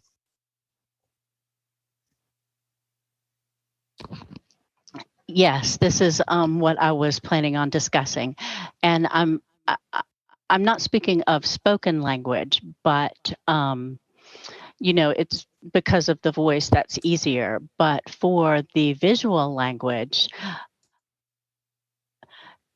it becomes more difficult. I believe what is important is, I have spoken to, people, and then here in our first hour, how to, conform the layout for what's best for the population that you're serving. Like with my work with Meta, we have meetings every day, weekly, so many meetings. And I will ask them to have a person that is a dedicated person to take care of the spotlighting. When I'm speaking, they'll spotlight me and I will become larger on the screen. And they won't spotlight the interpreter when I'm speaking. So the ability to, have that ability to turn on the pins or to be able to pin, like in the beginning, well, and actually, some people, don't have the ability to pen like today. But when I can pen the interpreter, for example, sometimes, when there's a formal presentation and someone is sharing their screen, I need to be able to not lose the interpreter when that happens. And like right now, for example, I don't see both interpreters. I don't have them both pinned, which would be better for me. So just having those different, having the ability to multi-pin is always good for the deaf consumer. Fantastic. Let's go to our next question. Sorry, could I just add on to that? Sure, go ahead, Robert. Yeah, sorry, I missed on that one. What Zoom has done with this pop-out window is really remarkable for a lot of people, because it takes away the requirement to have to pin people. Because as long as you can instruct the people who are wanting to use the function right at the beginning of the meeting that this is how they bring up the interpreter, you're okay. It's a little bit more difficult as you get into the meeting and people come in late, because you've got to give them personal instructions. So then you start having to work with chat and all sorts of things. But the Zoom pop-up or the pop-out for the interpreter, the sign interpreter, is really, really special, because you can move him, you can make him to the size you want. So if you have any visual limitations, you can have a big interpreter on the screen. It's really worth looking at and using properly, and not using the pinning method that we're so accustomed to, because this is a new function from Zoom. It only came in pretty recently. Let's go to our next question. From Jonas Dattel in Stuttgart, Germany. How vital is sync of the ASL and video audio? Should the main feed be delayed to make them in sync? Go ahead, Robert. Yeah, I think just looking at what's going on here, you can see the effect of how a person is being interpreted. In other words, I am speaking and the sign language person is interpreting me with the visuals and the facial expressions that go with it. Now, these interpreters are trained to work in a manner to get the message across in the right way at the right time. It becomes very awkward for people who have been used to seeing this delay to suddenly lose the delay, because it's not something that they are accustomed to, and they have to recalibrate their own way of looking and thinking. I'm sure Brendan could talk more on this, but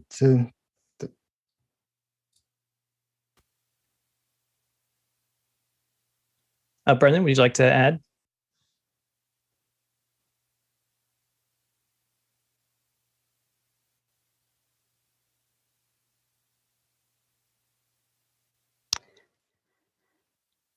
Yes. It like, for example, for today, it's working out pretty well.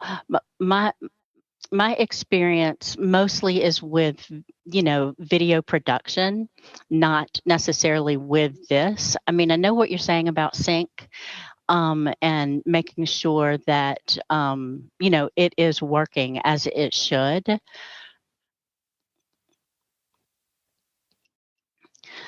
like if you're and that's it is extremely important. Yes. Next question. From Craig McFarlane in Boston, Massachusetts. Craig asked, do interpreters focus on listening to the audio exclusively, or do they prefer to see the speaker's video? Dr. Dare. Well, that's a very good question, because very often people think, again, if you hear something in one language, you can repeat it in another language. But we do not interpret words. We interpret ideas. We deverbalize a message, and we also interpret the intention of the speaker. And quite a lot is communicated through the nonverbal communication skills. So your facial expressions, the way you stand, the way you move your hands as well, So if we are on site, the booth always has got a very good visibility to the meeting room.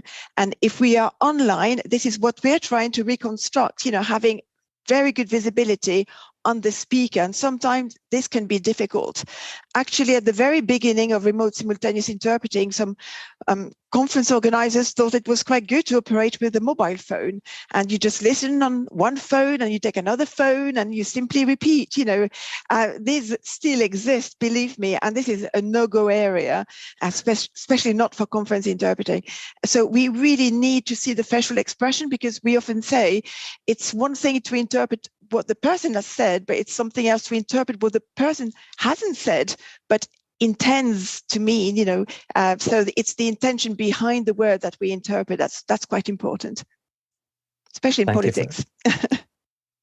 Yes. Let's go to our next question. And it's from Douglas Carmichael. Douglas wants to know, are there any interpretation services that are accessible via a mobile app in an Uber-like fashion? I could see a real market for this in some use cases. Go ahead, Dr. Daya. Well, I'm not sure what Robert has to say about this, but there are companies that provide instant telephone interpreting. And for example, Language Line is an American company, and it provides emergency services for the police or for hospitals. So if you are a police officer, you've just stopped somebody on the side of the road, and this person doesn't speak the language of the country, they have got a phone number they can call, and straight away you have interpreters who are logged on, on the system, and they can respond. They can interpret straight away. The same thing for emergency services at the hospital. So sometimes you can also have a video setting with it. So for example, if you're in a hospital and the person takes a medication, you just show the box, of medication and the instructions, and then the person, the interpreter can translate, what is written on the medication box, for example. But it's not yet an Uber-like system. It's mainly a company providing services for public services, usually, like the Home Office or a hospital, or, the police. That's all I know about. There may be one, but I'm not aware of others. Thank you. Go ahead, Brendan.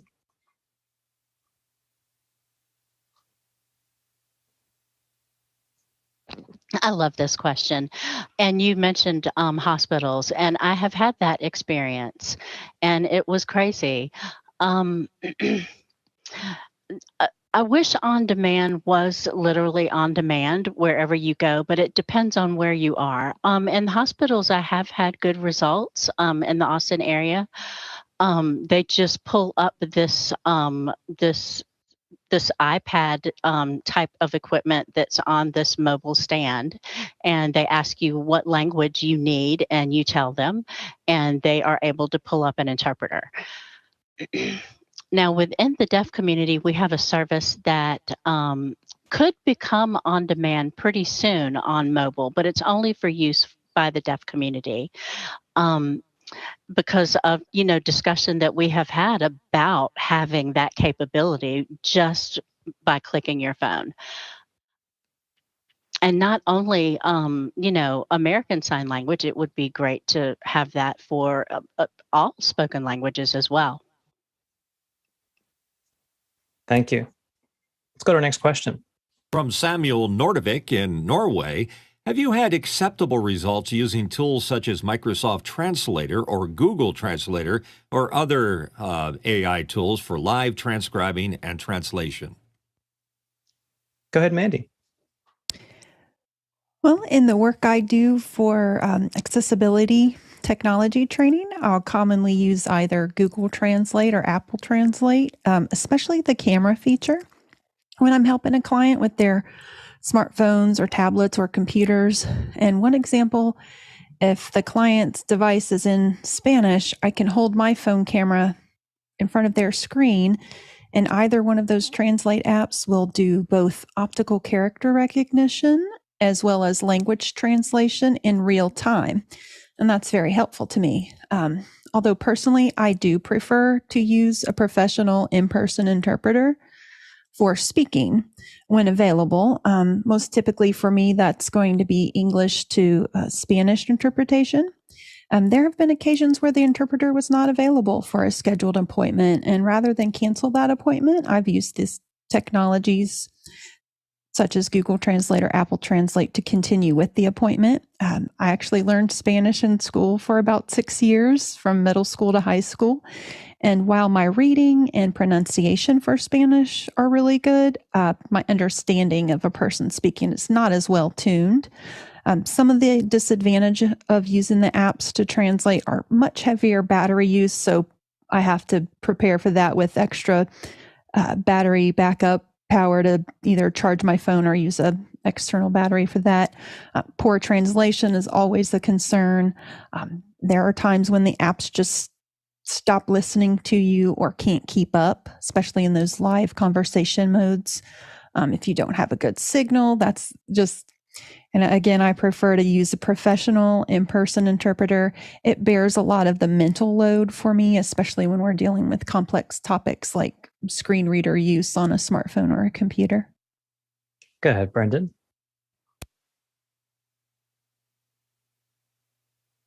Yeah, on my side, of course. So I do use Google Translate on the web for that app.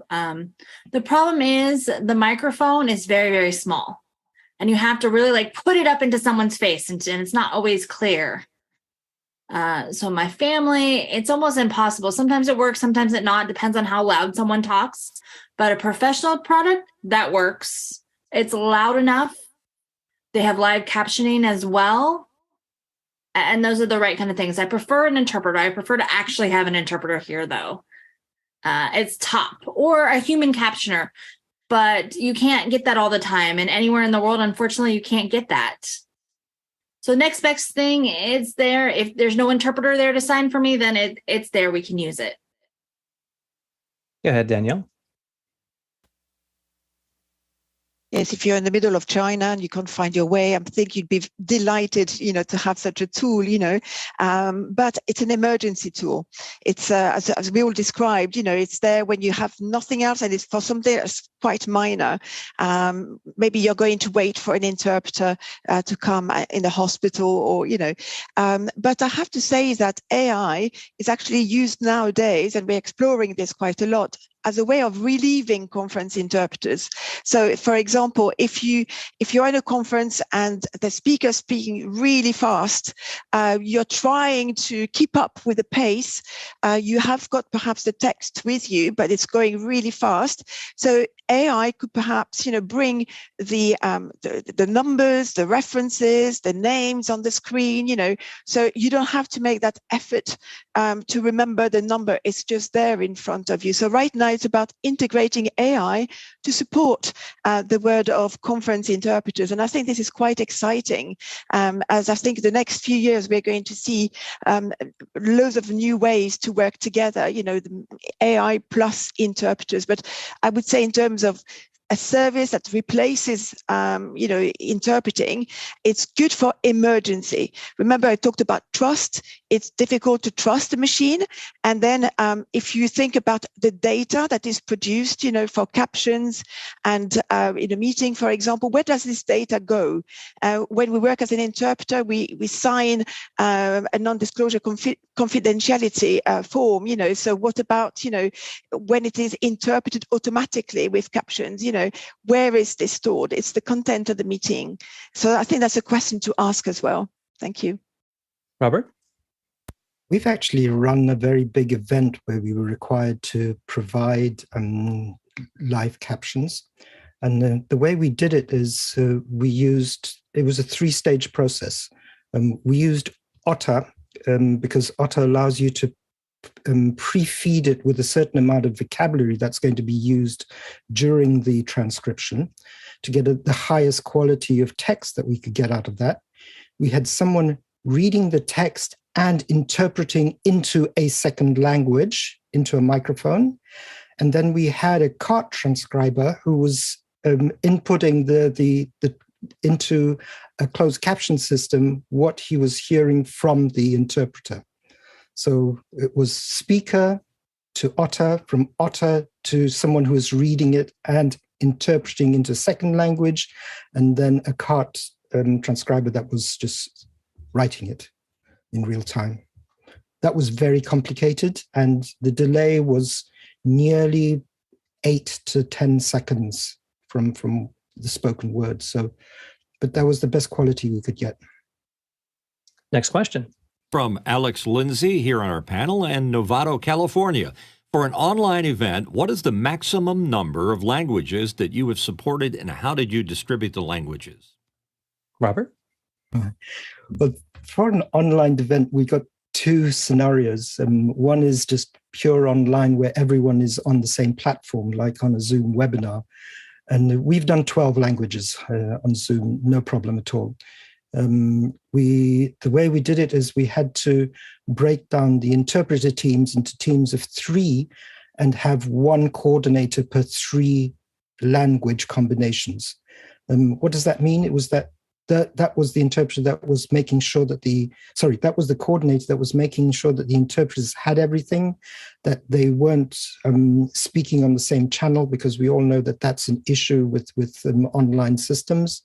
Agreeing with the interpreter who he should mute if 2 people are speaking on the same channel and going on the back channel and speaking to the right interpreter, etc. For an event that we did that was distributed to a corporate intranet, we did 6. And the way we did it is, once again, we did all of the initial feeds in Zoom, and then we took that out through NDI into vMix. We did RTMP into Vimeo, where we had 3 embedded videos, each with a language channel associated with it. And those 6 language channels, or 6 feeds with different language channels, were brought into the intranet of the corporate organization. It was a workaround, agreed, but that's the only way we could figure out how to make it work. And Dr. Dyer, perhaps you could speak to the interpreter side of large events. Yes, absolutely. And also I would like to mention the same question, but in the context of training, because at university, we organize simulated events. They are mock conferences. And actually, we've got a YouTube channel where you can see all our conferences there. And to train interpreters, we've got 10 languages. So you do need a number of channels. And we teach hybrid. So we have got interpreters who are on Zoom and interpreters who are on site. So we've got soft consoles on Zoom and hard consoles on site. And sometimes, we have to reconcile the 2. So I've just found a way of connecting the 2 when I designed the interpreting suite, where we are. But it's quite a challenge, because for us, we are not just speaking at a conference. We are also, as tutors, we are listening to the original, we're listening to the interpreter, and we are writing down accuracy, mistakes, what was done well, what could be done better, So it is quite difficult, and it is, a task which is even more difficult than speaking and being interpreted, is to hear the 2 channels. So we find ourselves with one headset, another headset, in one ear, and it can be quite, quite challenging, but we have found a way. And this way, when we have got soft consoles and hard consoles and the hybrid and Zoom and web stream onto YouTube, our students are fully prepared for the reality of the market.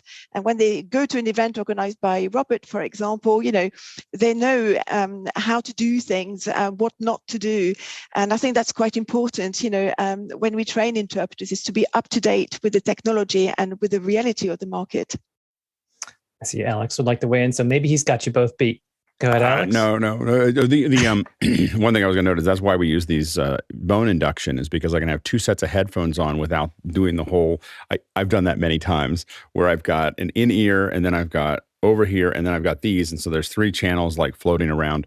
Some of our comms folks will put, when they'll have a mixing station just for listening to things, and they'll actually use surround to place people in different places, and so they know that, oh, this is production over here, this is this person, and so they can spread it out, which I think would be interesting to work with your team to figure out like what parts of those work as a piece of hardware. And it's one of the reasons, again, we do these Saturdays, is to figure what is still missing, like how do we make it perfect, is the thing that we want to keep on trying to figure out.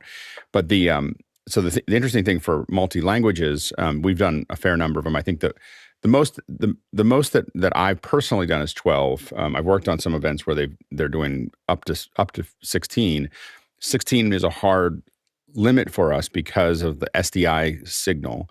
So what we do is we embed all of the signals onto SDI. So it's one video stream and 16 channels of audio that are passing through the whole system, and it can go everywhere. Most importantly, we can stream it to AWS, and then we split them all out into their own streams. And so in AWS, we can have different encodes. And for us, we're using oftentimes HLS encoding. So basically what we can do is, using HLS, we can have all the streams that are available to the player can all be going out together.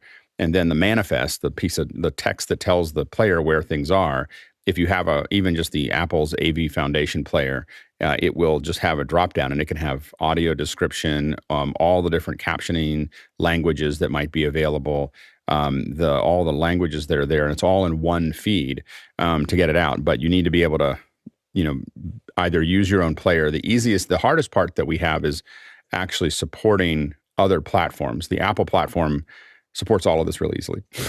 You literally just say, just give me a player and everything will just work. But Android and Windows are, about a decade behind. And so it really becomes like, if we want to support something other than the Apple platform, it's very hard. Usually when people ask for what we call an MVP, a minimum viable product, we say, why don't we develop on the Apple platform first, and then we'll go to the other platforms. And we oftentimes never get there. So that's, I think that's a real challenge for Android and Windows, is they have to figure out how to support these more fluidly. But whether it's HLS or Dash, we find that you can stack those up in a fairly effective way. But most of the time, exactly what you talked about before, we're streaming, a whole bunch of streams and then having embeds and little buttons on a web page, and you're just clicking on them and going from one to the next. Robert?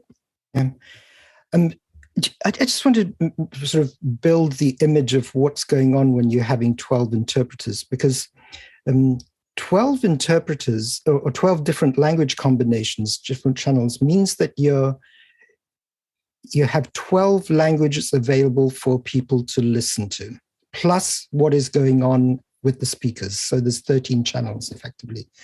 But in interpretation, we have two modes of interpreting. We can all interpret from the source language if everyone is speaking the same language, or if the interpreters know all of the languages that are being spoken by the speakers. But that's not usually the case. So what we use is something called relay. And that means that one interpreter, for example, interprets into a base language that all the other interpreters know, and they interpret from that language into the language that they have been allocated to. So there's like a hop.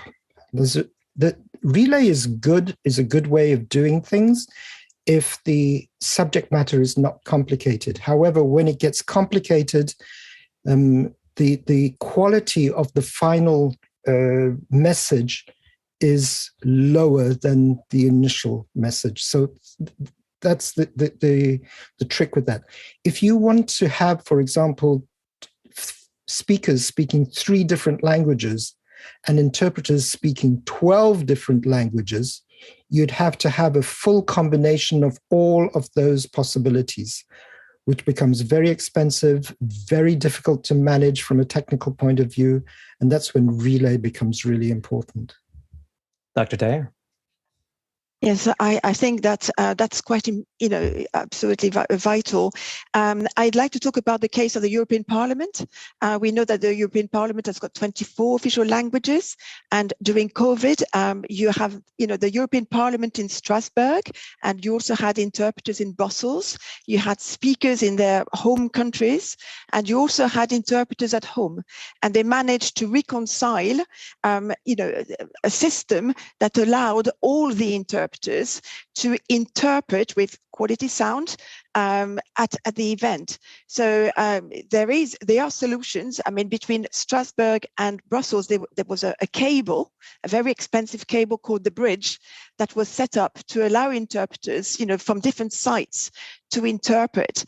And the language combinations were hundreds of them, so that's one thing. So that's a case that's worth looking at. And the second thing that I would like to mention is the sound. We're all talking about technology right now, but interpreters need very good sound to be able to interpret. And very often speakers do not have a headset. They do not have the equipment that we've got right now. They're using external speakers, from their computer, and interpreters can have quite a lot of issues with their hearing. We suffer from acoustic shock, for example, being exposed to poor sound. And so now we are trying to define what is a good sound, and we're trying to educate our client and tell them, look, we can't interpret now. This sound quality is not good enough. So I think that I wanted to highlight, the need for good sound, and also the complexity of it all, as Robert has explained. And you can see this at the European Parliament. Robert? Let me just continue on what Danielle has mentioned. If this evening when you go home, you sit in front of the television, you listen to the news, and you repeat everything that the person is saying, you will understand what the cognitive load is on just listening and speaking at the same time. It's a very, very difficult task. And the thing about doing that is you need to be able to speak at a level that the microphone that you're speaking into picks you up, but you also need to hear at a level that you can understand. So the volume of the sound in the headsets is really high for the interpreters. And they use special headsets that have sound suppression over a certain level. They just cut off, or they reduce the level of the sound so that their ears don't get, or they don't get hurt, because their ears do eventually get damaged because of listening to such high volumes all the time. Let's go to our next question. From Craig McFarlane in Boston, Massachusetts, Craig asks, are there specific changes you'd like to see to the top conferencing tools that we could help by requesting or voting up? Brendan, I have a feeling that you have one. I have a few, yes, to talk about. But others, I would love you to all join in as well. And it really is up to everyone. But why not ask first, what's your pref language? Is it signed? Is it voice? And then automatically refer to something automatically. So there's no thing you have to go through. It's automatically set up. That would be great for all of us to have. Will they do that? Who knows? Another one, ability to everyone have their preferred, maybe shared screen. Maybe it's a spoken language interpreter or not. Does Google have something like that, where you can just have that box and you can control everything for that interpreter on the client's end? And then the discussion we had to give, like multi-pinning. 2 or 3 years ago with Zoom, we really wanted to have that automatically, where I could pin and have that multi-pin instead of having the host have to give me that. Have that included in Zoom automatically, please. That would be great. Thank you. Dr. Dayer. Yes, when we do our mock conferences, at the beginning of the event, I ask all my students who are interpreters to have their cameras on, so that we see who the interpreters are behind the scene, and that we understand that they are not machines, that they are real people, And at the end of the meeting, I ask again my students to have their cameras on, to thank them for their services, so that we really understand that interpreters, even though we often say that we have to be invisible, are visible, because loads of people think that, with captions, with AI, it's very easy. You just press a button and here it comes. So we are real people. And I think it's high time that we have a bit more visibility so that users understand who we are and what we do. And then the second feature is about when we provide interpretation on Zoom or, one of these platforms, sometimes the experience of the user on a tablet or on a mobile phone or on a desktop, it's not always the same. And sometimes you have to it's not easy to find the interpretation. So I wish it was more visible so that a user can see where to click to access interpretation at a glance, regardless of the device that you use. And then finally, if I can have a Father Christmas that brings me a third present, it will be about the audio quality of the headsets and the sound and education of the users on using the same kind of equipment so that we can interpret safely. Thank you. Well, thank you, Dr. Daer. Robert Sababati, we appreciate, I think we really feel a little bit more about the complexity, particularly around the language interpretation. We appreciate of getting it from both the skill and the talent of doing it, as well as the complexity of the system. So we appreciate that. And we appreciate having all of our accessibility panelists and those in the community. So if you'd like to follow along, we have through to July, we're going through our accessibility second hours on our Saturday. So follow us along as we're doing our own experiment to see how we can support these. So with that, we have just a few announcements. We have 66,539 miles and 107,000 kilometers.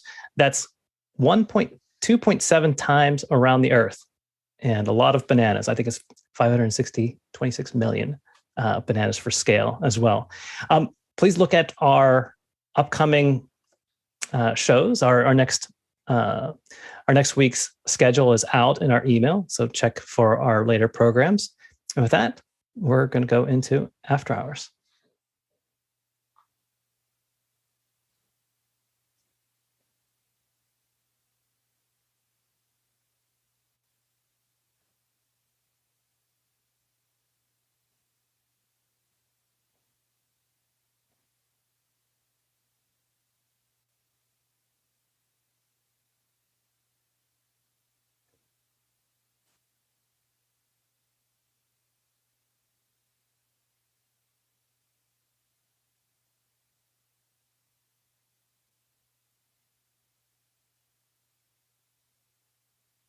Thank you, Robert.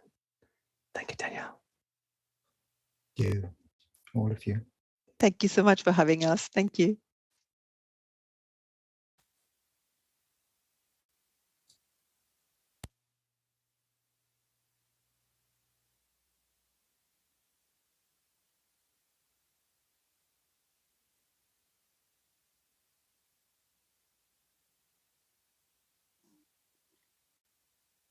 There's way more bananas than miles. Those must be some really long bananas.